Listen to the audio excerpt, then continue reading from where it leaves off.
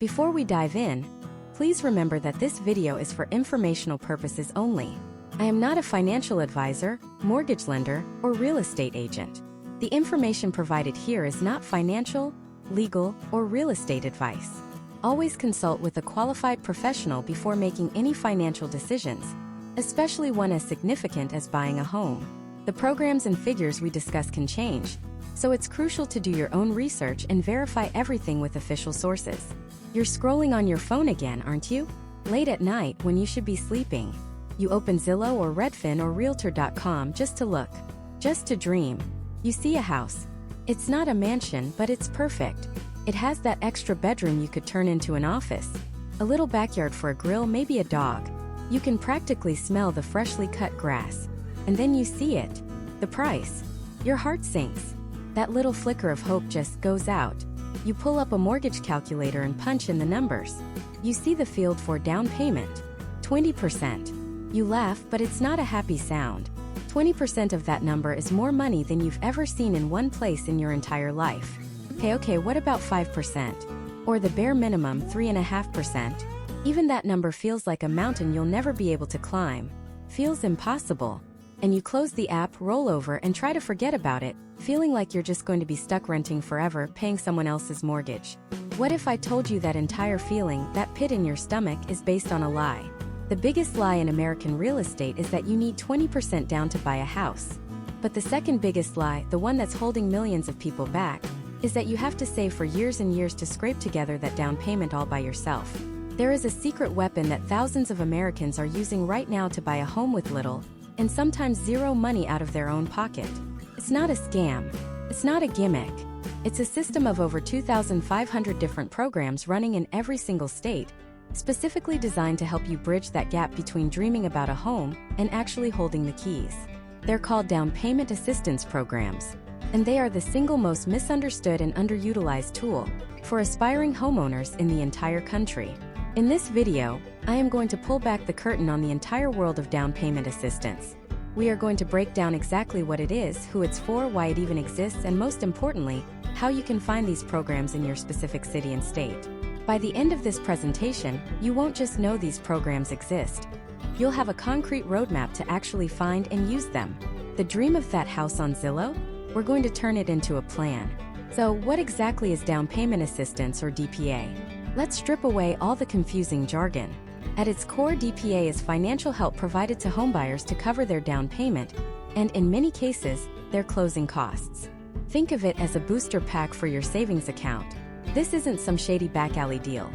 This is money coming from official sources like state and local housing finance agencies, city and county governments, and even nonprofit organizations. Now, the first question that pops into most people's heads is, why? Why would anyone just give me money to buy a house? What's the catch? It's a fair question, and the answer is surprisingly simple. It's good for everyone. When you buy a home, you're not just buying a property. You're investing in a community. Homeowners are more likely to stay in one place longer, support local businesses, pay property taxes that fund schools and fire departments, and maintain their properties, which increases the value of the entire neighborhood. For a city or a state, helping you buy a home is one of the best investments they can make. It creates stable, thriving communities. So they create these programs not as a handout, but as a strategic investment in their own economic future. They're helping you so that you, in turn, can help build a stronger local economy. The catch is that they want you to be a successful, long-term homeowner. That's it. The single biggest obstacle standing between renters and homeowners isn't the monthly mortgage payment. For millions of people, a mortgage payment would actually be the same or even less than their current rent. The real obstacle, the giant wall that seems impossible to scale, is the upfront cash needed for the down payment and closing costs. We're talking thousands or tens of thousands of dollars. That's the problem DPA was created to solve. It's a key designed to unlock a door that your savings account alone can't open. But this is where the confusion and the myths start to creep in, and these myths are so powerful that they stop people from even looking. So let's take a sledgehammer to the biggest ones right now. Myth number 1. DPA is only for people with very low incomes. This is by far the most common and the most damaging misconception. While many programs are designed to help low-income families, a huge number of them are targeted directly at moderate income and even middle-income earners. Think about it. a teacher, a nurse, a firefighter, a police officer. These are the cornerstones of our communities, but in many parts of the country, especially high cost of living areas like California, Colorado, or the Northeast, their solid, respectable salaries still aren't enough to save for a down payment on a $600,000 home. DPA programs know this. They have income limits, yes, but those limits are often surprisingly high because they're based on the area median income, or AMI. In an expensive county, 100% of the AMI could be well over $100,000 a year.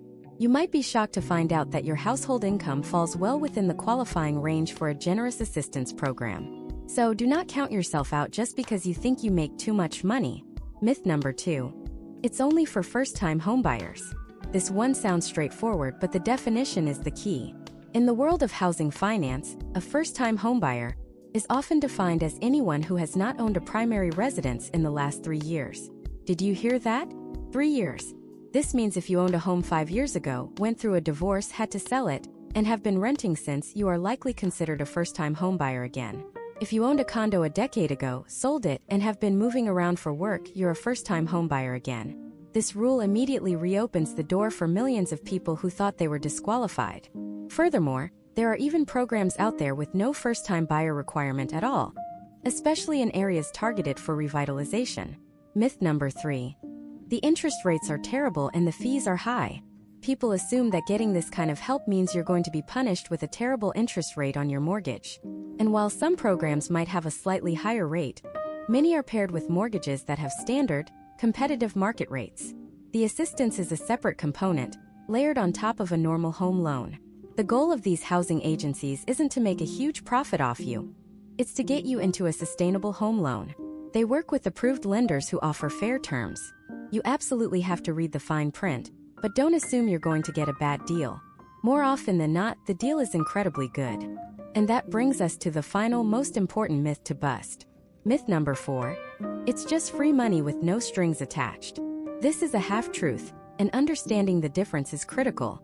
Down payment assistance comes in several different flavors, and only one of them is a true, no strings attached gift. The most common types are grants, forgivable loans, deferred payment loans, and low-interest loans. A grant is exactly what it sounds like, a gift. Money you receive that you never have to pay back. These are the holy grail, but they are less common. More common is a forgivable loan. This is a loan that you don't have to pay back as long as you meet certain conditions. The most common condition: you have to live in the house as your primary residence for a set number of years, say 5 or 10 years. If you buy the house and live there for 5 years, the loan is completely forgiven. It disappears. If you sell the house after 2 years, you might have to pay back a portion of it. Then there are deferred payment loans. This is a loan where you don't have to make any monthly payments, and it accrues no interest. The loan is simply due in full when you sell the house, refinance, or pay off your primary mortgage 30 years from now. It just sits there silently, and you pay it back with the proceeds from your home sale in the future. Finally, there are simple low-interest loans. This is a second, smaller mortgage that you pay back each month just like your primary mortgage, but usually with a very low, manageable interest rate. Understanding these different structures is the key. It's not a one-size-fits-all solution. Each program is designed differently, with its own set of rules, benefits, and obligations. Now that we've cleared the air, busted the myths, and you understand the what and the why behind these programs, you're probably thinking, okay, I get it. This is real. But what do these programs actually look like? What's the difference between a grant and a forgivable loan? And which one is right for me? That is the perfect question, and it's exactly where we're going next. Let's break down the 4 main types of down payment assistance, because this is where the magic really happens. Think of it like a secret menu at your favorite restaurant. Most people just order off the standard board, but you're about to learn the hidden options that can completely change your experience. First up, we have the undisputed champion, the holy grail of DPA grants. The word grant is just a fancy way of saying gift. This is money that is given to you with no expectation of it ever being paid back. It's not a loan. There are no monthly payments. There's no interest. It's a straight-up, no-strings-attached cash gift to help you buy a home. It's like getting a scholarship, but instead of for college, it's for the biggest purchase of your life. When you close on your house, that grant money is applied towards your down payment or closing costs, and poof, it's done its job. You never have to think about it again. Now you're probably thinking, wait a minute, Why would anyone just give away free money? It's a fair question. These grants are typically funded by federal, state, or local governments, or even nonprofits. Their goal isn't to make money. It's to achieve a specific mission. That mission might be to revitalize a particular neighborhood, to encourage homeownership in general, or to help people in certain professions, like teachers, firefighters, or healthcare workers, afford to live in the communities they serve. Let's imagine a teacher. We'll call her Sarah. Sarah makes a good, steady income, but saving up $20,000 for a down payment in the city where she teaches feels impossible with student loans and the high cost of living. She discovers a local program specifically for educators that offers a $10,000 grant. She applies, qualifies, and finds a home. At closing, that $10,000 from the grant is combined with the $10,000 she managed to save, and just like that, she meets the down payment requirement. She moves in, and that grant money? It's a memory. She never owes a dime of it back. It was the bridge that got her from lifelong renter to homeowner. Of course, because this is literally free money, grants are the most sought after and often the hardest to get. The funding is usually limited, and they can have very specific requirements. But they are absolutely real, and for those who qualify, they are a game changer. Okay, so that's the dream scenario. But what if the free money comes with just one little string attached? A good string, a manageable string. This brings us to our second type, forgivable loans. This is one of the most popular and powerful forms of DPA. The name sounds a little confusing, but the concept is brilliant. A forgivable loan is a loan that you don't have to pay back. As long as you fulfill one simple condition, you have to live in the house for a certain period of time. Think of it like a signing bonus at a new job. They might give you $5,000 when you start, but you only get to keep it if you stay with the company for, say, 3 years. It's the same idea here.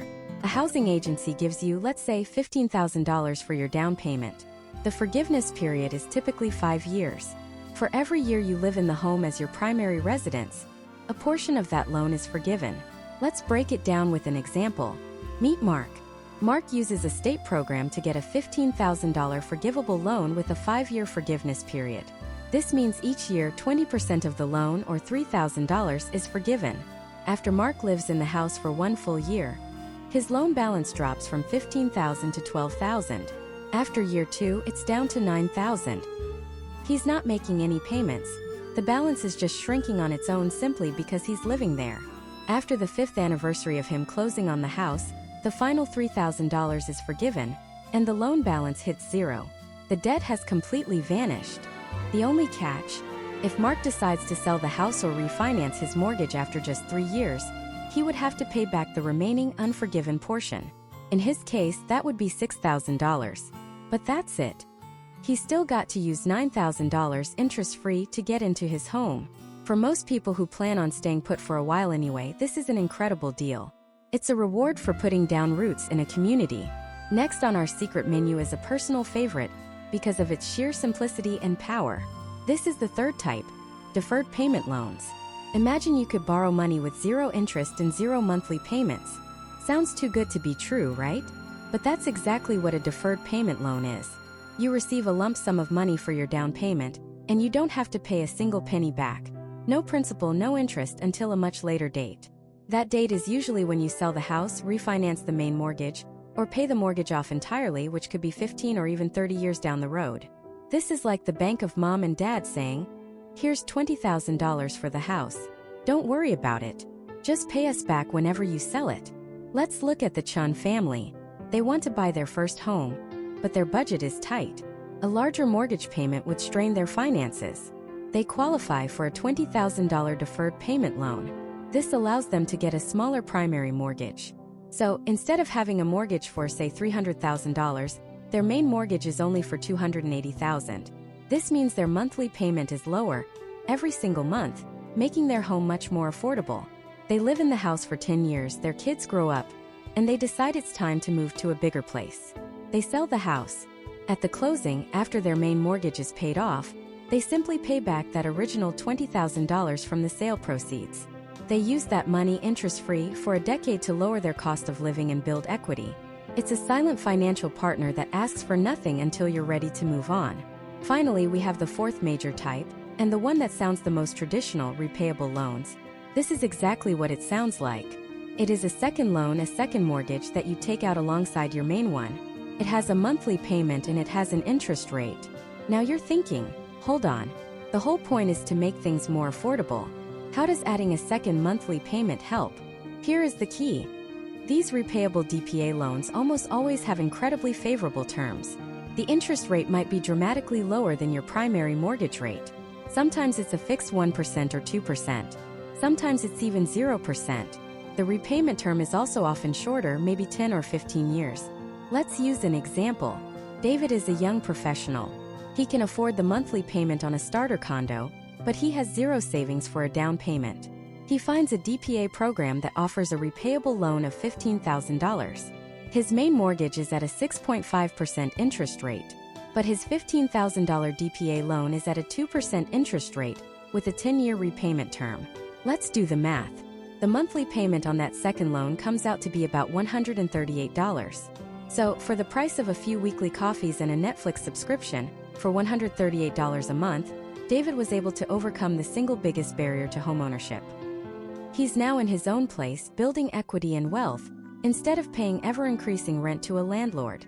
That small, manageable second payment was the key that unlocked the entire door. It's a calculated trade-off that makes perfect financial sense.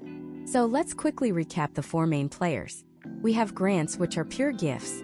We have forgivable loans, the stay-put bonus that disappears over time.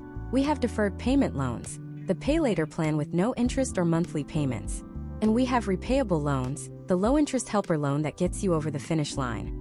Each of these tools is designed for a different situation, a different financial picture, a different life plan. And knowing that they exist is one thing. But understanding which one fits you like a glove, and more importantly, where on earth you actually go to find these programs, well, that changes everything. So let's pull back the curtain. Where do you find these game-changing programs? The answer isn't a single magical website. It's more like a treasure map, with clues hidden at different levels of government, each one leading you closer to the prize. Think of it like a set of Russian nesting dolls. On the outside, you have the biggest doll, the federal government. The U.S. Department of Housing and Urban Development, or HUD, is the big player here. They don't typically hand you a check directly, but they are the source of funding for thousands of state and local programs across the country. They set the broad rules and provide the money that trickles down. Knowing this is important because it gives you context, but you rarely start your search at the federal level. It's too broad, like trying to find a specific person by starting with a map of the entire world. So we open that first doll. Inside, we find the next one: state housing finance agencies. Now we're getting somewhere. Every single state in the U.S., plus Washington, D.C., Puerto Rico, and the U.S. Virgin Islands, has an agency whose entire job is to make housing more affordable for its residents. These are the power players in the down payment assistance world. They go by different names. It might be the California Housing Finance Agency, the Texas Department of Housing and Community Affairs, or the Florida Housing Finance Corporation. But their mission is the same. This is your number one starting point. Your state's housing finance agency is the command center. They run multiple DPA programs, often designed to work hand-in-hand with specific types of home loans, like FHA or conventional loans. They know the unique challenges of your state's housing market, whether it's the high prices of the coasts or the specific needs of rural communities in the Midwest. A simple search for "Your State Housing Finance Agency" or "Your State Down Payment Assistance" will open up a whole new universe. But we're not done. We can get even more specific. We open the state-level doll, and inside we find the smallest, most detailed one: local programs. These are run by counties, cities, and sometimes even nonprofit organizations. This is where assistance gets hyper-targeted. A city might have a program specifically for first responders, teachers, or nurses. A county might offer extra help to buyers in a newly developed or revitalized neighborhood. A local nonprofit might have a grant for single parents. These local programs are the hidden gems. They often have less funding than the state-level giants, so they can be more competitive, but the assistance can be incredibly generous. Finding them requires a bit more digging. You'd search for things like "Your City Down Payment Assistance" or "Your County First-Time Home Buyer Program." The key is to think local, because a program that exists in Los Angeles County might not exist one county over in Orange County. By searching at all three levels, understanding the federal funding, exploring your state's main agency, and then digging for local gems, you create a complete picture of every possible dollar available to you. Okay, so now you know where to look. But what are you actually looking for? When you land on these websites, you'll see a menu of options, and the terminology can feel like a foreign language. But in reality, almost every single down payment assistance program in the United States falls into one of four main categories. Understand these four, and you'll understand them all. First up is the one everyone dreams about, the grant. A grant is the unicorn of down payment assistance. It is quite literally a gift. It's money you are given that you never ever have to pay back. It sounds too good to be true, but I promise you these programs are real. A state or local agency might offer a grant of, say, 3% of the home's purchase price to eligible buyers. On a $300,000 home, that's $9,000 in cash that you get to keep for free. So what's the catch? There's always a catch, right? With a grant, the catch is usually a residency requirement. They'll give you this free money, but you have to agree to live in the home as your primary residence for a set period, often 5 years. If you sell the house or turn it into a rental property after just 2 years, you'll likely have to pay back a portion or even all of the grant money. But if you stay for the full 5 years, that money is 100% yours, a permanent boost to your home equity from day one. It's the purest form of assistance, and it's absolutely life-changing for those who qualify. The second type, and one of the most common, is a forgivable loan. This is the grant's close cousin. It starts its life as a loan, a second mortgage to be exact, that sits on your property behind your main mortgage. It has a 0% interest rate and requires 0 monthly payments. It's often called a silent second, because you don't even notice it's there. But here's the magic. It's designed to disappear. The program will have a forgiveness period, say 5 years, 10 years, or sometimes even longer. For every year that you live in the home, a portion of that loan is forgiven. Let's imagine you get a $10,000 forgivable loan with a 5-year forgiveness period. After your first year in the house, $2,000 of that loan vanishes. After year 2, another $2,000 is gone. If you stay in the home for the full 5 years, the entire $10,000 loan is completely forgiven. It evaporates into thin air, and you owe nothing. It's basically a grant that rewards you for putting down roots in the community. If you sell early, you'll have to pay back the remaining, unforgiven balance, but it's an incredible deal for anyone planning to stay put. Third on our list is the deferred payment loan. This one is also a silent second mortgage with a 0% interest rate and no monthly payments. It feels very similar to a forgivable loan, but with one crucial difference. It doesn't disappear over time. Instead, the loan is simply deferred or postponed until a later date. When is it due? Typically, you have to pay the loan back in full when you sell the home, refinance your main mortgage, or pay off your mortgage entirely. Think of it like a patient, interest-free loan from a family member. They give you $20,000 for your down payment and say, "Hey, no rush. Just pay me back whenever you move." The money is there when you need it most, at the beginning, and you pay it back at the end, using the proceeds from your home sale. It doesn't build your equity in the same way a grant or forgivable loan does, but it's an absolutely essential tool for overcoming that initial hurdle of the down payment and closing costs. Finally, we have the fourth type, the repayable loan. This is the most straightforward and perhaps the most common form of DPA. It's a second mortgage, plain and simple. You borrow a certain amount for your down payment, and you pay it back with interest over a set term. Now you might be thinking, wait, what's the benefit of just getting another loan? The benefit is the terms. These are not your standard loans. They typically have a very low, fixed interest rate, often much lower than your primary mortgage rate. And the repayment term is usually manageable, something like 10 years. So, your monthly payment on this second loan is small, maybe $100 or $150. Yes, it's another bill to pay. But that small monthly payment is what makes it possible for you to buy a $300,000 or $400,000 asset and start building your own wealth, instead of paying your landlord's mortgage for another 5 years while you try to save. It's a small trade-off for a massive leap forward. So, let's recap the 4 horsemen of down payment assistance. Grants, which are free money. Forgivable loans, which are free money if you stay. Deferred loans, which you pay back when you sell. And repayable loans, which you pay back in small monthly installments. Every program you find, from a city program for teachers to a statewide program for veterans, will be a variation of one of these 4 structures. Knowing this demystifies the entire process. You're no longer just looking at a list of confusing program names. You're identifying the tool that's right for your financial situation. Are you planning to stay in a home for a decade? A forgivable loan is your best friend. Do you just need a temporary bridge to get you to closing? A deferred loan is perfect. By understanding these core concepts, you can now navigate any DPA website with confidence, knowing exactly what you're looking for and what the terms truly mean for your future. But this brings up the most important question of all. You know where to look, you know what they are. But how do you know if you can actually get one? What are the secret rules, the income caps, the credit score requirements that stand between you and this money? Let's pull back the curtain on those rules right now, because they aren't as secret as you might think. They're just written in a language most of us don't speak, the language of bureaucracy and fine print. But once you learn to translate it, you realize it's not a wall designed to keep you out. It's a roadmap, a set of directions to prove you're ready for the responsibility of homeownership. And today, I'm going to be your translator. To understand if you qualify for down payment assistance, you need to think of it like a three-legged stool. If any one of these legs is weak or missing, the whole thing topples over. These three legs are: first, the applicant, that's you; second, your finances, that's your money; and third, the property, that's the house you want to buy. You have to meet the requirements for all three. So let's break them down one by one. First up, leg number one, you, the applicant. The most common requirement you'll see plastered all over these programs is the term first-time home buyer. And this is where most people make their first mistake. They hear first time and think, well, I owned a condo with my ex 10 years ago, so I guess I'm out. Not so fast.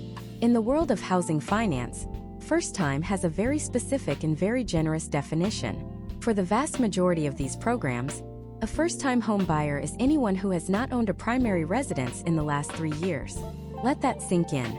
You could have owned a home from 2005 to 2015, sold it, and been renting ever since. Today, in the eyes of these programs, you are a first-time home buyer again. The clock resets. This little-known rule opens the door for millions of people who think they're disqualified. It's for boomerang buyers, people recovering from a divorce, or anyone who had to sell for a job relocation and has been renting for a few years. It's a comeback mechanism. Beyond that, many programs will require you to complete a homebuyer education course. Now, don't roll your eyes. This isn't high school calculus. These are typically online, self-paced courses that take a few hours and cost very little, sometimes nothing at all. And honestly, they are incredibly valuable. They teach you about the mortgage process, property taxes, homeowners insurance, and basic home maintenance. The agencies providing this money aren't trying to give you homework. They're making a calculated investment. They know that an educated home buyer is far less likely to default on their loan. They want you to succeed, and this course is your playbook. Think of it as a free masterclass in not losing your house. Finally, under the U category, look for special designations. Are you a teacher, a firefighter, a police officer, an EMT, or a veteran? There are specific programs like the Good Neighbor Next Door program that are exclusively for you. These often have even better terms because they're designed to encourage vital public servants to live in the communities they serve. So that's the first leg of the stool, the person. It's mostly about being a first-time buyer, using their definition, and being willing to learn. Pretty straightforward. Now for the second leg, the one that makes everyone nervous, the money. This is where the numbers come in, but don't be intimidated. The single most important factor here is your income. Almost every single down payment assistance program has an income limit. But here's the key. They are not designed only for people in poverty. Many are aimed squarely at middle-class households, the nurses, the mechanics, the office managers who make a decent living, but can't save up $100,000 for a down payment in today's market. The limit is usually based on something called the AMI, or Area Median Income. It's a fancy term for the average income in your specific county or metropolitan area. Most programs set their income cap at a percentage of the AMI, often ranging from 80% to 120%, sometimes even higher in expensive areas. What does that mean for you? It means the income limit in rural Ohio is going to be wildly different from the income limit in San Diego, California. It's all local. And crucially, they look at your household income. That's the income of everyone who will be on the mortgage application. If you're buying with a spouse, they combine your incomes. This is a critical detail. You can't just look at your own salary, you have to look at the total picture. The best way to find your area's limits is to Google your county down payment assistance income limits. You'll find the exact numbers you need to meet. Next up in the money category is your credit score. People assume you need a flawless 800+ credit score to get this kind of help. This is a myth. Remember, the down payment assistance is usually tied to your main mortgage, the big loan you're getting from a bank. So, the credit requirement for the assistance is often the same as the credit requirement for that main loan. For many FHA or conventional loans that work with these programs, the minimum credit score is often around 620 or 640. It's not 550, but it is certainly not 750. They're looking for responsible credit history, not perfection. They understand that life happens. A single medical bill that went to collections 5 years ago isn't likely to disqualify you. The final piece of the financial puzzle is your DTI, or debt-to-income ratio. All this measures is how much of your monthly income is already spoken for by other debts. Lenders calculate it by adding up all your monthly debt payments, car loan, student loans, credit card minimum payments, and dividing it by your gross monthly income. For example, if your debts are $2,000 a month and your income is $6,000, your DTI is 33%. Most programs want to see your DTI, including your future mortgage payment, be under a certain threshold, often around 45% to 50%. It's a simple safety check to make sure the new mortgage payment won't stretch you so thin that one flat tire sends your budget into a tailspin. So that's leg number 2, the money. It's about having a moderate income for your area, a decent, not perfect credit history, and manageable existing debt. This brings us to the third and final leg of the stool, the property. You can be the perfect applicant with the perfect finances, but if you're trying to buy the wrong house, the deal falls apart. First, there are almost always purchase price limits. You can't use a $15,000 assistance grant to go buy a $2 million mansion.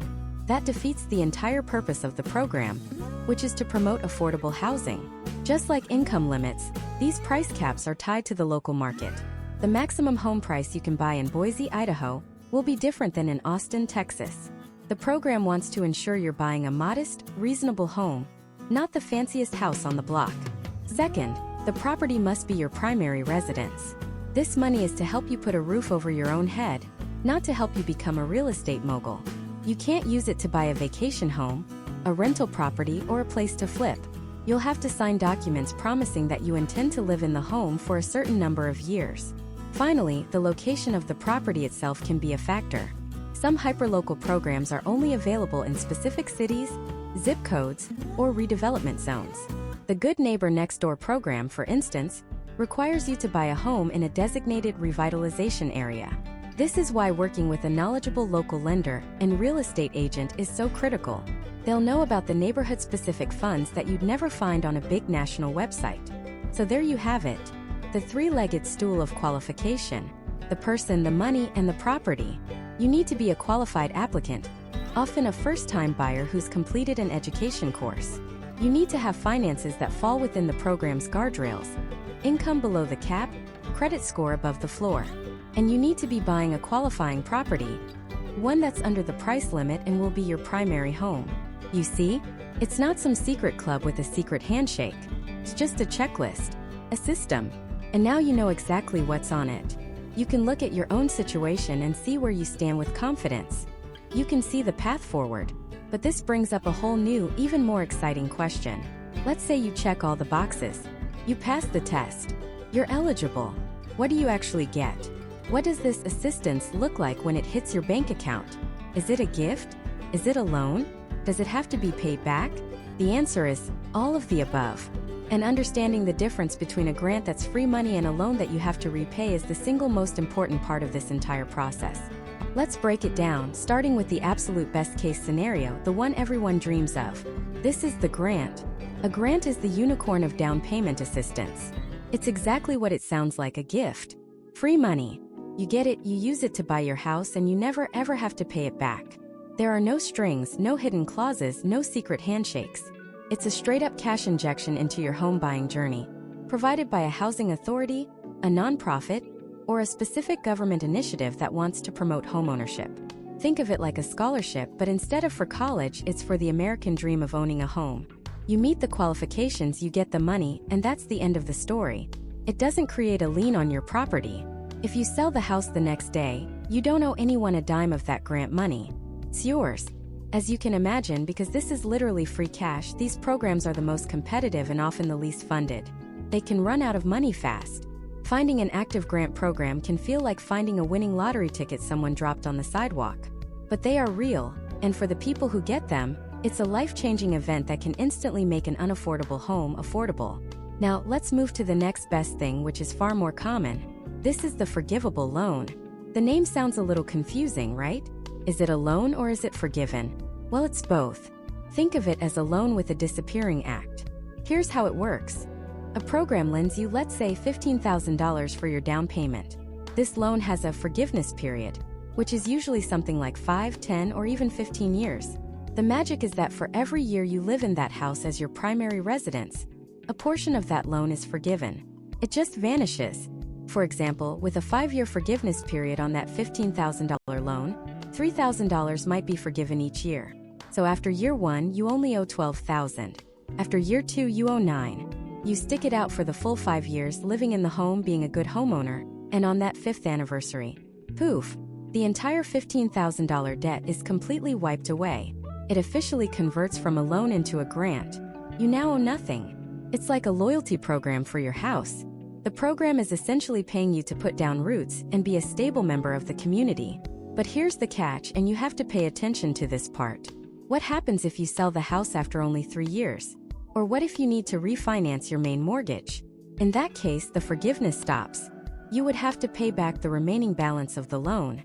In our example, after 3 years, $9,000 would have been forgiven, but you'd still owe the remaining $6,000. You'd typically pay that back from the proceeds of the sale. So it's not a trap, but it is a set of golden handcuffs. The program is incentivizing you to stay put. If your life is stable and you see yourself in that home for the long haul, a forgivable loan is an absolutely incredible deal. It's a path to receiving thousands of dollars in free money just by living your life. But if you're in a job that might transfer you across the country in 2 years, you need to go into it with your eyes wide open, knowing you'll likely have to pay a portion of it back. Next up is another very popular option, the deferred payment loan. I like to call this the silent partner loan. This type of assistance is also a loan, but it's a very, very patient one. It sits in the background silently, not making a peep for years or even decades. With a deferred payment loan, you receive a chunk of money for your down payment, and you don't have to make any monthly payments on it. Not a single dollar. And in many cases, it has a 0% interest rate. So the amount you borrow is the exact amount you'll eventually owe, even 30 years later. The loan only becomes due and payable under specific circumstances. The most common ones are, you sell the house, you transfer the title of the house to someone else, or you pay off your primary mortgage. So imagine you get a $20,000 deferred loan. For the next 30 years, as you make your normal mortgage payments, that 20 grand just sits there. It's a silent, interest-free lien on your home. Then, 25 years from now, you sell the house for a huge profit. At the closing, from the money you make on the sale, you simply pay back that original $20,000. That's it. It's an incredible tool because it solves your immediate massive problem, not having enough cash to close, with a future much smaller problem, paying it back when you are flush with cash from a home sale. It allows you to get into the market and start building your own equity now, instead of waiting for years trying to save up. A quick word of caution. Some deferred loans are shared appreciation loans, meaning they ask for the initial amount back plus a percentage of the profit you made. These are less common, but you need to read the fine print to know exactly which kind of silent partner you're getting into business with. Finally, we have the most straightforward and perhaps most common type of assistance, the simple repayable loan. This is exactly what it sounds like. It's a second mortgage. You get a loan from the assistance program for your down payment, and you have to pay it back, usually starting right away with monthly payments over a set period of time. Now, your first reaction might be, wait, another loan? Another monthly payment? How does that help me? And that is a fantastic question. The answer is in the terms. These second mortgages are not like regular loans. The programs that offer them are designed to be affordable. The interest rate on this DPA loan is almost always drastically lower than the market rate for your main mortgage. Sometimes it's 2%, 1%, or in some amazing cases, 0%. The repayment term is often stretched out over 10 or 15 years to keep the payments incredibly small. Let's do some quick math. Let's say you need $15,000. A personal loan for that amount could easily cost you 10 to 15% interest, with a monthly payment of $300 or $400. A repayable DPA loan for that same $15,000 might have a 2% interest rate over 10 years. Your payment would be around $138 a month. Or if it's a 0% loan, it's just $125 a month. That small, manageable payment is the key that unlocks the front door. It bridges the gap, gets you into the house, and lets you start building wealth through homeownership, all for a payment that's less than a monthly cable bill. It's a strategic debt that solves a much bigger financial problem. So there you have it, the 4 main flavors of down payment assistance. You have the grant, which is a pure gift, the forgivable loan, which is a gift if you stay put, the deferred loan, which is a silent, interest-free loan you pay back way down the road, and the repayable loan, which is a second mortgage with incredibly favorable, low-cost terms.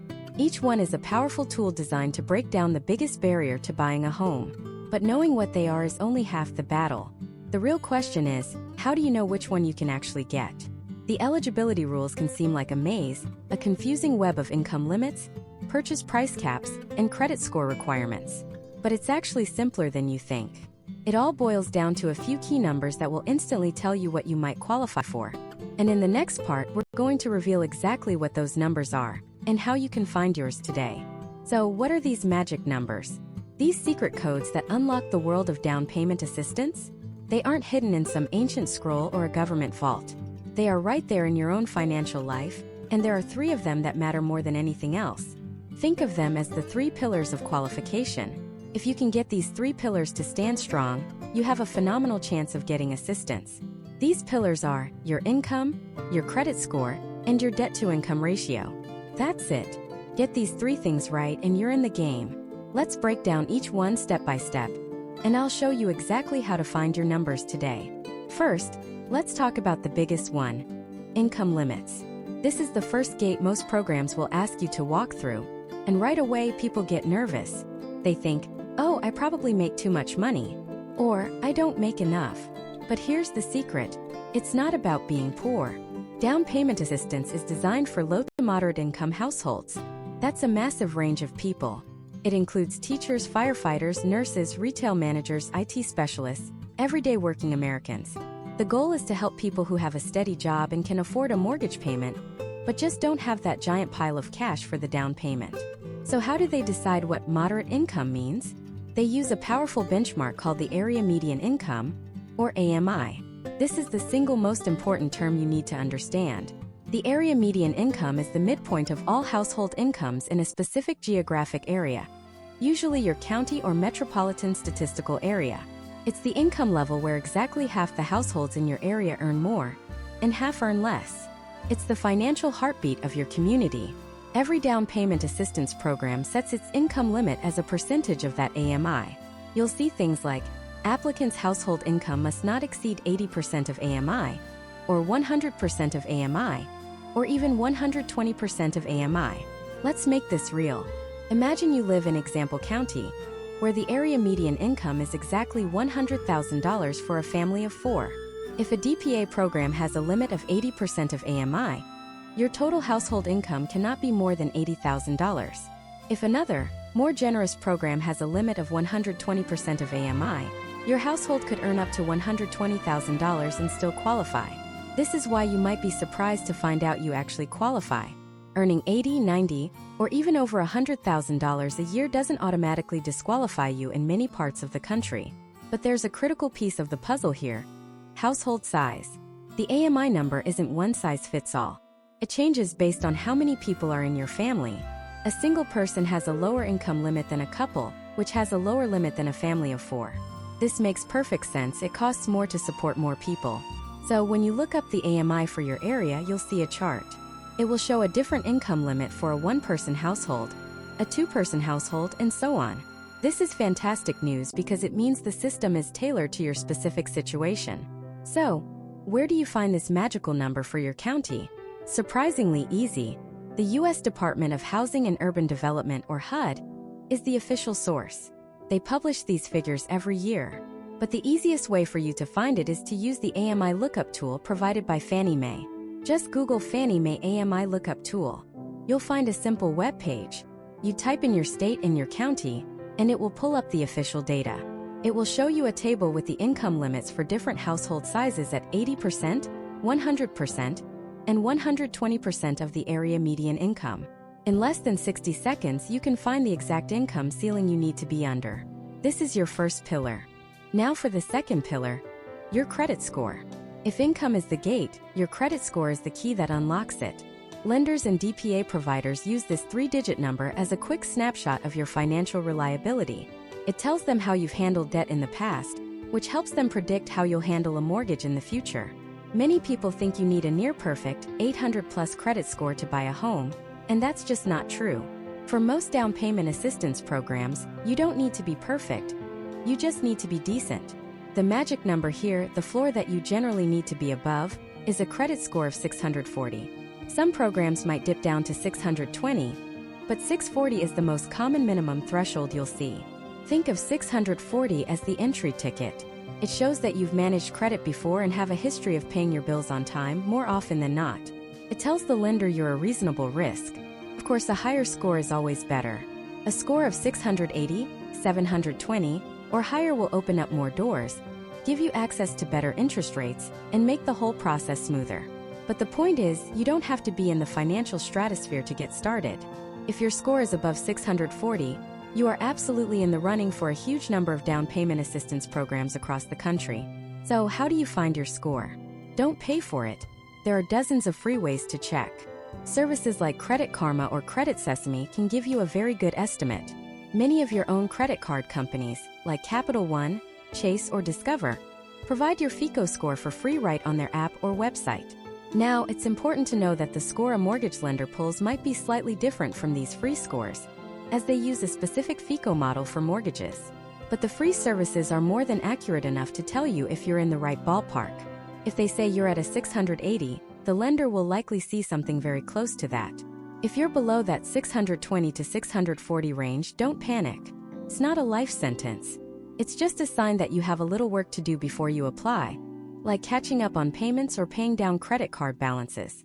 That brings us to the third and final pillar, your debt-to-income ratio, or DTI. This one sounds complicated and technical, but it's actually the simplest math of all. Your DTI is just a percentage that shows how much of your monthly income is already spoken for by debt payments. It's the affordability number.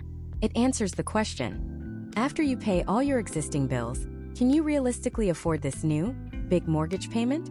Here's how you calculate it. First, add up all your minimum monthly debt payments. This includes your car payment, student loan payments, personal loan payments, and the minimum payments on all your credit cards. Let's ignore things like groceries, utilities, and rent for this calculation. We're just talking about debt. Let's say your car payment is $400, your student loans are $300, and your credit card minimums total $100. Your total monthly debt is $800. Next, you need your gross monthly income. That's your total income before any taxes or deductions are taken out. If you earn $60,000 a year, your gross monthly income is $5,000. Finally, you divide your total monthly debts by your gross monthly income. In our example, that's $800 divided by $5,000, which equals 0.16. As a percentage, that's 16%. Your DTI is 16%. Lenders look at two types of DTI, but the most important one is the back-end ratio. This is the number you get when you add your future estimated mortgage payment to all your other debts, and then divide by your income. Lenders and DPA programs have strict limits on this. For most programs, the absolute maximum your back-end DTI can be is around 45%. Some might stretch to 50%, but 45% is a very safe target. Why? Because they don't want you to be house poor. They need to be sure that after you pay your mortgage and all your other loans, you still have enough money left over to live, to buy food, pay for gas, and handle emergencies. A DTI limit is a safety rail designed to protect both you and the lender from getting into a situation you can't handle. So the three pillars are staying under the area median income for your household size, having a credit score of at least 640, and keeping your total debt-to-income ratio, including the new mortgage, below 45%. If you can check those three boxes, you are a prime candidate for down payment assistance. It's like a three-part harmony. You need all three notes to be in tune. You could have a great income and a fantastic credit score, but if your DTI is too high, you won't qualify. You could have zero debt and a high income, but if your credit score is 550, you won't qualify. You need all three pillars to be standing strong. So you've run the numbers. You've checked your credit, you've calculated your DTI, and you've looked up your area median income. You think you're a match, but this is where most people get stuck. They don't know where to go next. It feels like searching for a needle in a haystack. In the next part, we're going to hand you the magnet. We'll reveal the top 3 places, the exact websites and organizations, where you can find every single DPA program available in your specific zip code. Alright, the magnet is in your hand. The days of sifting through thousands of confusing search results are over. Forget endless scrolling and dead-end links. I'm about to give you the 3 master keys that unlock a centralized, organized, and complete list of every down payment assistance program you could possibly qualify for. Think of this as your treasure map. Some people spend months trying to find what you're about to get in the next few minutes. So where do we start? We start at the source, the absolute bedrock. The first place you need to go is the U.S. Department of Housing and Urban Development, or HUD. Their website, hud.gov, is the federal government's official clearinghouse for this information. This isn't some third-party blog. This is the official directory. Now I know what you're thinking. A government website? It's probably going to be confusing and look like it was designed in 1998. And you're not entirely wrong.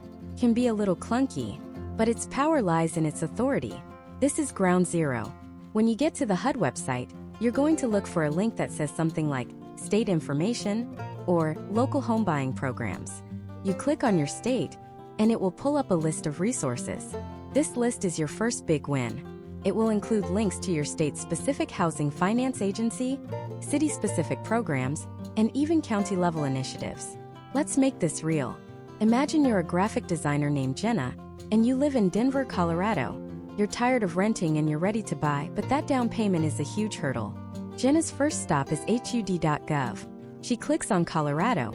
Suddenly, she sees a list. She sees a link for the Colorado Housing and Finance Authority (CHFA). She sees another for the City of Denver's homeownership program, and another for a program in neighboring Aurora. In less than 5 minutes, Jenna has gone from feeling lost in a sea of information to having 3 official legitimate starting points. The HUD website acts as the Grand Central Station, pointing you to the right track. But it's not the train itself. Its main job is to direct you. The information can sometimes be a bit general, and the links might not always be perfectly up to date. That's why this is only step 1. It gives you the lay of the land, but now we need to get more specific. This brings us to the second master key, and frankly, this is where the real gold is hidden. You need to go directly to your state's Housing Finance Agency, or HFA. Every state has one. We just saw how Jenna found Colorado's, the CHFA, through the HUD website. You can also just Google your state's name plus Housing Finance Agency. So, Florida Housing Finance Corporation or California Housing Finance Agency. Why is this so important? Because these are the organizations that actually administer most of the programs. HUD is like the federal government saying, "Hey states, here's some funding and guidelines to help your residents buy homes." The HFA is the state-level organization that takes that directive and turns it into actual programs with names, rules, and applications. When Jenna lands on the CHFA website, the entire world opens up. This site is specifically designed for people like her. It's not a giant federal portal for everything. It's a focus tool for Colorado homebuyers. She immediately sees tabs like Homebuyers, Down Payment Assistance, and Find a Lender. This is where you need to put on your detective hat. You'll find a list of their DPA programs. One might be a silent second mortgage. Another might be a grant that doesn't need to be repaid. Jenna discovers CHFA offers a grant for up to 4% of the mortgage loan. For a $400,000 home, that's $16,000. Free and clear. Her jaw drops. She had no idea this existed. But here's the most critical piece of information on the HFA website: the list of participating lenders. This is a game changer. You cannot just go to any bank or mortgage broker and ask for these programs. Most loan officers have never even heard of them, or they don't want to do the extra paperwork. You must work with a lender who has been specifically trained and certified by the state's HFA to offer these products. The HFA website will have a searchable database of these lenders. Jenna can type in her zip code and find 5 certified loan officers within a 10-mile radius. She now has a list of actual human beings she can call, people who are experts in these specific programs. The search just went from abstract and digital to concrete and actionable. So, to recap, HUD gives you the map of the country. Your state's HFA gives you the detailed street map of your city. But there's still one problem. This is a lot of manual work. You have to go to the HUD site, find your HFA site, read through program PDFs, and then maybe check your city or county's website too. It's powerful, but it's not exactly easy. What if you could just type in your information and have the perfect program served to you on a silver platter? You can. And that brings us to our third and final master key. This is the secret weapon that most homebuyers never find. It's using a DPA aggregator tool. The most well-known and comprehensive one is called Down Payment Resource. Think of Down Payment Resource as the ultimate search engine, the Google for down payment assistance. It partners with state and local agencies all across the country to put their program information into one single, standardized, searchable database. It then integrates this database directly into many of the multiple listing service, or MLS, property search sites that real estate agents use. Here's how it works for Jenna. She might be browsing for homes on a site like Zillow or a local broker's website. Sometimes, right on the property listing, she'll see a little icon or a link that says, "Check your down payment assistance eligibility." That link is often powered by Down Payment Resource. But she can also go directly to their website, downpaymentresource.com. This is where the magic happens. The site asks her a series of simple questions, the same questions we've been talking about. Where do you want to live? What's your occupation? What's your estimated household income? Are you a veteran? A first responder? A teacher? Jenna plugs in her info. She's a graphic designer in Denver, making $75,000 a year. She clicks Submit. The system doesn't just give her a list of links. It gives her a list of programs she is likely eligible for. Crunches all the data. It cross-references her income with the area median income limits for Denver. It checks for professional-based programs. It checks for location-based incentives for buying in a certain neighborhood. The results are stunning. Not only does it show her the CHFA grant she found earlier, but it uncovers two more programs she completely missed. One is a city-specific program from the Denver Urban Renewal Authority that offers a forgivable loan for people working in creative industries. As a graphic designer, she fits the bill perfectly. This is a program she never would have found on her own. It was buried deep on a subpage of a city government website. The third program it finds is a special discount offered through a specific mortgage lender that partners with a local credit union, giving a closing cost credit to first-time buyers in her zip code. In a matter of about 90 seconds, this one tool has done the work of what could have taken days or weeks of manual research. It confirmed the programs she knew about and discovered hyperlocal, niche programs she never would have found. It's the difference between fishing with a single hook and fishing with a giant net that's electronically programmed to find exactly the fish you're looking for. So there you have it. The three-tiered system for finding every single dollar available to you. You start broad with HUD to understand the landscape and get your official bearings. You narrow your focus with your state's housing finance agency to get the nitty-gritty details and, most importantly, the list of approved lenders. And finally, you use a powerful aggregator like Down Payment Resource to automate the search, uncover hidden gems, and match your personal profile to specific, actionable opportunities. You are now in the top 1% of educated homebuyers in the country. You are no longer searching in the dark. You have a system, process, a magnet for that needle in the haystack. But this is where a new and even more dangerous problem emerges. Jenna is sitting at her computer, looking at a list of 3 amazing programs. She's excited. She's ready. Her first instinct is to pick up the phone and start calling. But who does she call first? The program administrator listed on the city website? One of the lenders from the HFA list? A real estate agent? Making the wrong first call can, at best, waste weeks of your time. At worst, it can get you locked in with the wrong professional, prematurely disqualify you from a program, or even cost you thousands of dollars in unnecessary fees. The sequence of events from this point forward is absolutely critical, and almost everyone gets it wrong. So what is this massive mistake that almost everyone makes? It's getting the order of operations completely backward. Think about it. What's the very first thing most aspiring homebuyers do when they get serious? They either call the real estate agent whose face they saw on a park bench, or they go to Zillow, find a house they love, and click the button that says Contact Agent.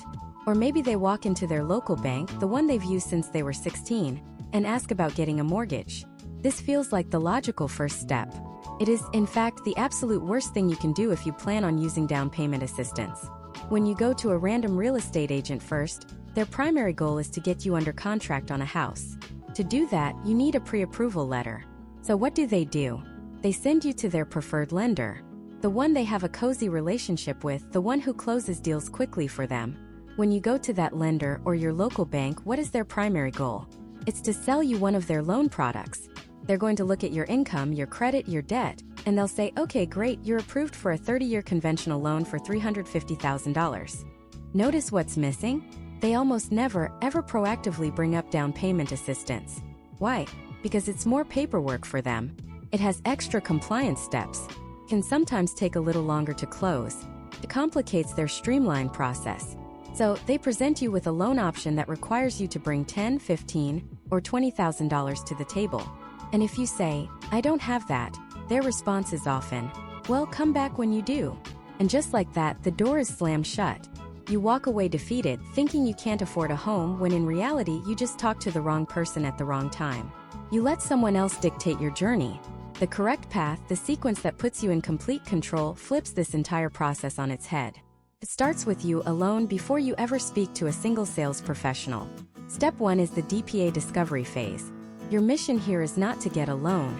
It's to become an expert on the down payment assistance programs available specifically to you. You are going to put on your detective hat. Start with your state's Housing Finance Agency, or HFA. Just Google the name of your state plus Housing Finance Agency. This is ground zero. This is not a bank trying to sell you something. This is a state-level organization tasked with promoting affordable housing. Their website is your treasure map. You'll find lists of all the DPA programs they administer, the grants, the forgivable loans, the deferred payment loans we've talked about. But don't stop there. Zoom in. Google your county name plus down payment assistance. Then your city name. Many larger municipalities have their own hyperlocal programs. A program in Miami might be totally different from one in Orlando. A city-specific program in Dallas might be a pure grant, while the Texas state program is a forgivable loan. You need to know all the players on the field. Create a spreadsheet. List the name of each program, the type of assistance it is, the maximum amount, and the basic eligibility requirements like income and credit score limits. At this stage, you're just gathering intelligence. You are building your arsenal of options before anyone has a chance to tell you what you can or can't do. Step 2, and this is the secret weapon most people never use. Find a HUD-approved housing counselor. This is a nonprofit, unbiased expert whose entire job is to help you for little to no cost. The U.S. Department of Housing and Urban Development, or HUD, certifies these counselors. They don't work for a lender. They don't work for a real estate company. They work for you. You can find a list of them on the HUD website. A meeting with one of these counselors is like getting a cheat sheet for the entire home buying test. You can bring them the list of programs you found in your discovery phase, and they'll help you understand the fine print. They'll look at your financial snapshot and say, okay, based on your situation, Program A is a perfect fit, but you're not eligible for Program B because of this specific rule, and Program C is great, but it tends to run out of funding by October each year. This is priceless, unbiased advice that no one with a commission on the line will ever give you. Step 3 flows directly from this. Complete a homebuyer education course. Don't roll your eyes at this. First, almost every single DPA program in the country will require you to complete one of these courses to be eligible. It's non-negotiable. But more importantly, you should want to take it. These courses are designed to save you from making catastrophic financial mistakes.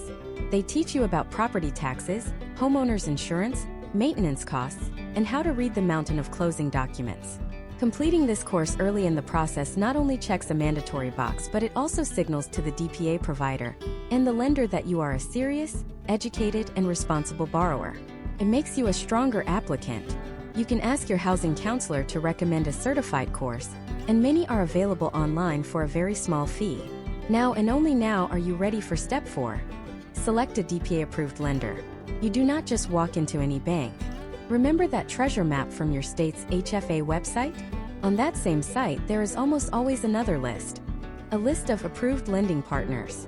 These are the specific mortgage lenders, the exact loan officers, who have been trained, certified, and authorized to process loans using that state's DPA programs. They know the paperwork. They understand the timelines. They have a direct line to the people at the HFA. You are skipping the lenders who will say no, and going straight to the ones who are built to say yes. You're going to pick 2 or 3 lenders from that list and interview them. You are in the driver's seat. You'll call them and say, "Hi, I'm interested in using the Golden State Dream for All program. I've completed my homebuyer education, and I'd like to understand your process for getting me pre-approved for it." The power dynamic has completely shifted. This leads to step 5. Get your DPA-specific pre-approval. After you choose the lender who you feel most comfortable with, you'll go through the official application process. But the document you receive at the end isn't just a generic pre-approval. It's a supercharged pre-approval letter that is based on a real, tangible down payment assistance program. When a home seller sees this, their agent will know you're not just some hopeful buyer. You are a well-prepared buyer with a solid, verifiable plan for funding your purchase. Your offer is instantly stronger and more credible. Which brings us finally to step 6. Hire a DPA-knowledgeable real estate agent. See how late in the process this is. You only bring an agent on board once your financing is already figured out. And just like with the lender, you don't just pick anybody. You need an agent who has experience working with buyers using DPA. When you interview agents, you will ask them directly, how many clients have you helped close a home with using a down payment assistance program in the last year? Can you tell me about the specific challenges that might come up and how you handle them? A great agent will know that DPA offers might have slightly longer closing times and will know how to write that into the contract to set proper expectations. A bad agent will hear DPA and get nervous, and that nervousness will translate into a weak offer that gets rejected. You need a champion in your corner, not a skeptic. You can often ask your DPA-approved lender for a referral to agents they've successfully worked with on these exact types of loans. Let's recap the correct sequence. First, education and discovery on your own. Second, an unbiased housing counselor. Third, your homebuyer education course. Fourth, an approved lender who specializes in DPA. Fifth, a rock-solid DPA-backed pre-approval. And sixth, an experienced agent to guide you through the hunt. By following these steps in this exact order, you transform from a hopeful buyer into a strategic powerhouse.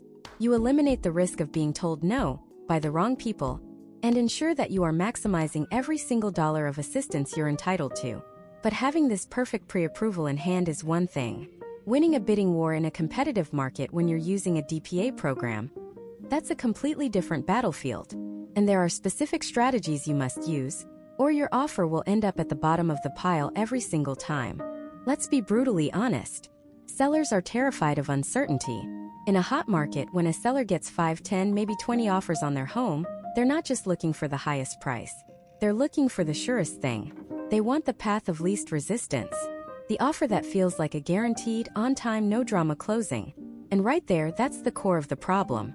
In the minds of many sellers and their agents, an offer using down payment assistance is the opposite of a sure thing. They see those 3 letters DPA, and a dozen red flags shoot up. They picture mountains of extra paperwork, picky appraisers, bureaucratic delays, and a deal that could fall apart on day 29 over some tiny, unforeseen guideline. So, when they have your DPA offer in one hand, and a conventional loan with 20% down in the other, even if your price is the same, which one do you think they'll choose? This is where so many aspiring homeowners get their hearts broken. They do everything right. They save, they get pre-approved, they find the perfect house. They write a strong offer, maybe even over asking price. And they get the call from their agent. I'm so sorry, they went with another offer. And it happens again. And again. It feels like you're playing a game that's rigged against you. But what if I told you it's not the DPA that's the problem? It's how the offer is built, packaged, and presented. You can't just submit a DPA offer. You have to launch a strategic campaign.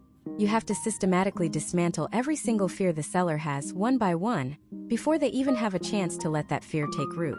Your first move, and this is non-negotiable, is to turn your pre-approval into a weapon. A standard pre-approval letter is basically a lender saying, yeah, based on a quick look, this person can probably get a loan. It's flimsy. It's full of conditions.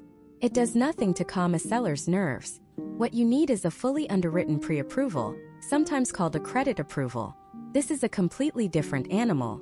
This means a human underwriter, the final decision maker at the bank, has already gone through your entire financial life with a fine-tooth comb. They've verified your income with pay stubs and tax returns. They've scrutinized your bank statements. They've analyzed your credit report. They have essentially done all the heavy lifting of the loan approval before you even make an offer. When your agent submits your offer with a letter that says you are not just pre-approved, but fully underwritten and approved, it's a shockwave. You're telling the seller, the financing is not a question mark. It's a done deal. The only things left are the appraisal and title search on your house. Suddenly, your DPA offer looks just as strong, if not stronger, than the guy with a 20% down conventional loan who only has a basic pre-approval. You've just completely neutralized their biggest fear. Next, you have to build your A team. Who you work with matters more in a DPA transaction than in almost any other. You cannot use a random lender your cousin recommended or a real estate agent who's a family friend but has only closed one DPA deal in their life. You need specialists. You need a loan officer who lives and breathes these programs. When the seller's agent calls your lender, and trust me, they will, you want them to hear confidence. You want your lender to say, "We've closed 50 loans with this exact DPA program this year alone. We know every guideline inside and out. We guarantee an on-time closing." That statement alone can win you the house. Compare that to a lender who fumbles and says, yeah, it's a DPA. We're working through the paperwork now. Deal's dead. Your real estate agent is your frontline commander. They need to be an expert communicator who can reframe the narrative. Their job is to sell you as the buyer, not just submit a piece of paper. This starts with the offer package itself. A great agent won't just email the offer. They will prepare a clean professional package that includes that rock-solid underwriting approval. It will include a cover letter that proactively addresses the DPA. The letter should say something like, "The buyers will be utilizing an excellent local down payment assistance program to facilitate their purchase. Their financing is incredibly secure, as you can see from the attached underwriting approval from a highly respected local lender who specializes in these programs. We are confident in a smooth and on-time closing." You're taking their objection, framing it as a positive, and providing immediate proof to back it up. Now let's talk about the offer itself. In a bidding war, price is only one component. You need to be competitive on the terms. This is where you can outmaneuver other buyers. Can you offer a quicker closing?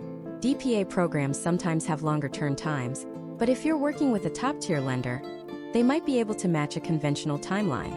Ask them, can you shorten your inspection contingency period from 10 days to 7, or even 5? This tells the seller you're serious and not looking for a flimsy excuse to back out.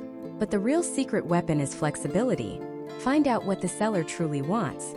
A great agent will call the listing agent and ask, "Besides price, what's most important to your seller?" Maybe the seller is stressed about finding their next home.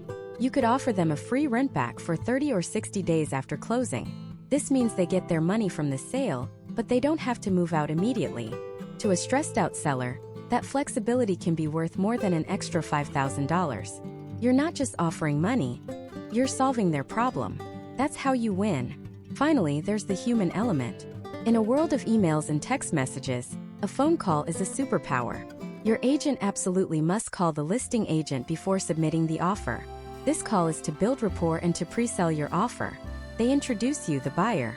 They talk about how much you love the home.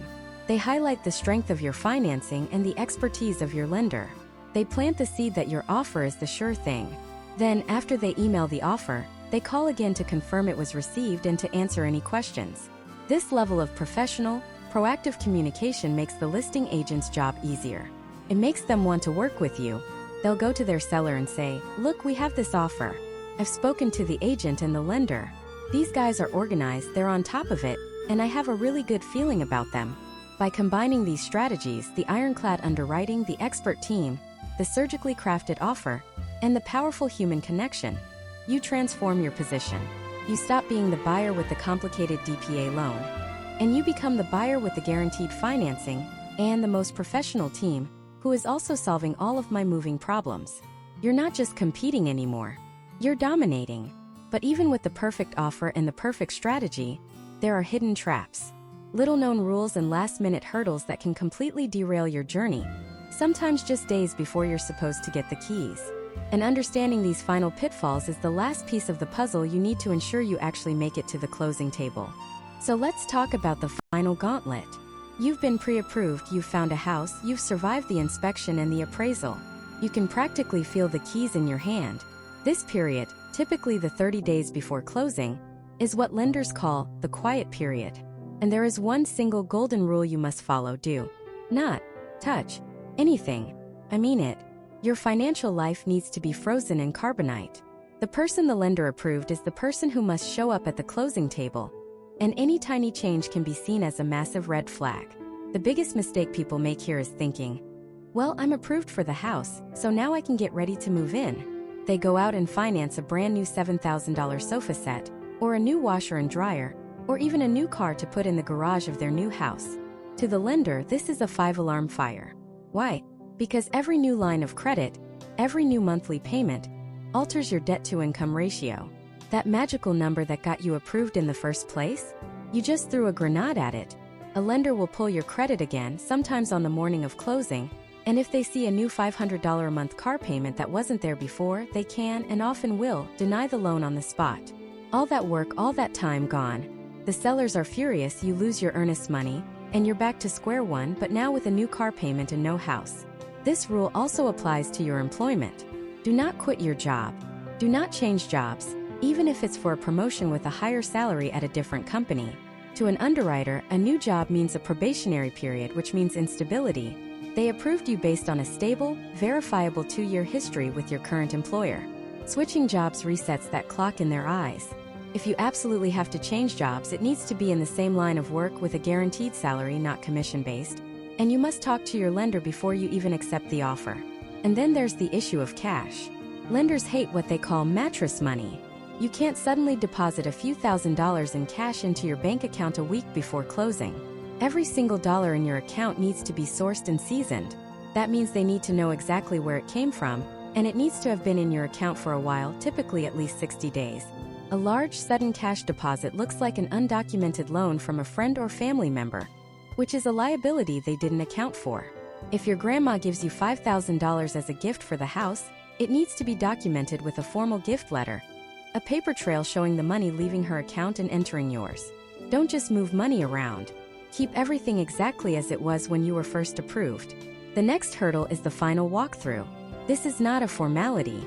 This is your last chance to ensure the house is in the condition you agreed to buy it in. This usually happens 24 to 48 hours before closing. The sellers have moved out, and you're there to check for 2 main things. First, that any agreed-upon repairs from the inspection have actually been completed. If the seller promised to fix a leaky faucet or repair a window, you need to verify it with your own eyes. Second, you're checking for any new damage that might have happened during the move-out process. A giant gouge in the hardwood floor from a sofa being dragged, a hole in the wall, a broken appliance that was working during the inspection. If you find something wrong, you don't panic. You immediately call your real estate agent. This can be resolved in a few ways. The seller can fix it before closing. They can give you a credit at closing to cover the cost of the repair. Or in a worst-case scenario, closing can be delayed. Do not skip the final walkthrough. Now let's talk about the money. You're using a down payment assistance program, so you might think you don't need much cash at closing. This is a dangerous misconception. You need to be prepared for cash to close. This is the total amount of money you have to bring to the closing table, and it's almost always more than just your down payment portion. It includes your closing costs. These are the fees for all the services that got you to this point: the loan origination fee, the appraisal fee, the title search, the attorney fees, and more. It also includes prepaids, which are things you have to pay for in advance, like your first year of homeowner's insurance and several months of property taxes that go into an escrow account. Even with a DPA covering your down payment, you can still be on the hook for thousands of dollars in closing costs. Your loan estimate will give you a good idea of this number, but the final figure on your closing disclosure, which you get 3 days before closing, is what matters. A common point of panic is when the DPA funds haven't arrived yet. Sometimes, the government agency or nonprofit providing the assistance wires the money on the day of closing, which can be nerve-wracking. Stay in constant communication with both your lender and your agent. They've seen this before. They can coordinate to make sure all the funds arrive on time. The key is not to be surprised. Understand what you need to pay, and have that money ready in the form of a cashier's check or a wire transfer. No personal checks, no briefcases of cash. Finally, the moment of truth. The closing table. You'll sit in a room with your agent, maybe the seller's agent, and a closing agent or attorney. In front of you will be a stack of paper so tall it looks like a novel. You will sign your name more times in 1 hour than you have in the past year. You'll be initialing here, signing there, acknowledging disclosures. Can feel overwhelming. But remember, you have the right to read and understand everything you sign. Your agent and the closing agent are there to explain it. This is when the DPA loan documents get signed alongside your primary mortgage. This is when the deed is transferred. This is the legal, official moment the house becomes yours. And after the last signature, after the funds have been confirmed, After all the I's are dotted and the T's are crossed, something amazing happens. The closing agent slides a small set of keys across the table. They're your keys. Think back to the beginning of this journey, to the moment where homeownership felt like an impossible dream, a club you weren't invited to. You thought you needed 20% down, a perfect credit score, and a six-figure salary. But you learned that wasn't true. You learned about the power of down payment assistance. You went from a mindset of "I can't" to "how can I?" You did the hard work of fixing your credit, of saving, of getting your documents in order. You navigated the complexities of finding the right DPA, the right lender, and the right house. You survived the inspections, the appraisals, and the underwriting. And you made it through the final, treacherous, quiet period. You didn't just buy a house. You took control of your financial future. You've built a foundation, not just of concrete, but of security and stability for yourself and your family. That set of keys isn't just metal. It's proof. It's proof that with the right knowledge and a relentless refusal to give up, you can achieve things that once seemed completely out of reach. The system is complex, yes, but it is not unbeatable. You now have the complete playbook. You know how these programs work, from the first thought to the final signature. The only thing left to do is to start. Your story is waiting to be written. Go write it.